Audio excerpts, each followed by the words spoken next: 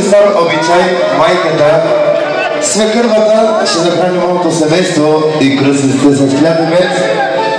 Нека да им бъде живота сладък като медта и вече като хляба. Аплодисменти за майката, моля! Браво!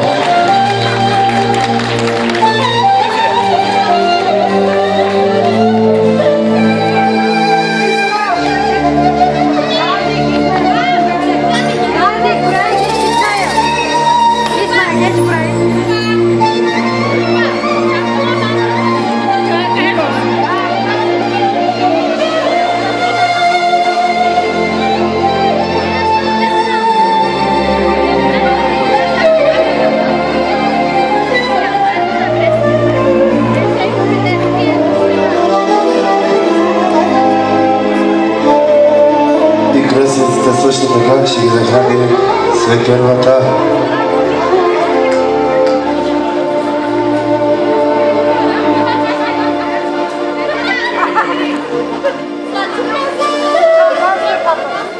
И кръстника ще отвори бутилка шампанско,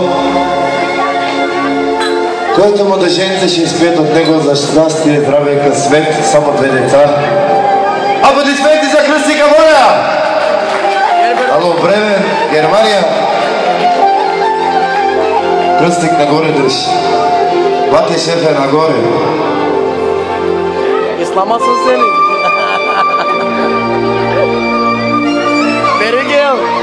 Кръстник, ако гръмне първото ще е момче, ако не гръмне, момиче. Аплодисменти отново за кръстника!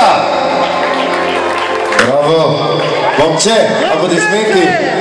Дамат Гилин, ще отединен се.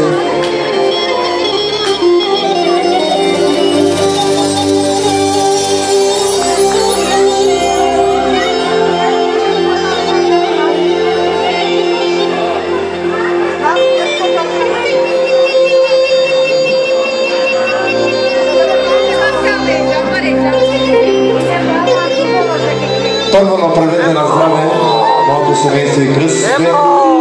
Браво! Принца не де да бър... Ало, свекървата ще може ли? Принце, спокойно, чакай малко, не де да бързаш, вали чашите надолу. Значи, който пръв изпие съдържанието в чашата, той ще командва в семейството. Дивен се има търма визик, гелин се има лечме. Сам защо му е съд. Аплодисменти за моето семейство!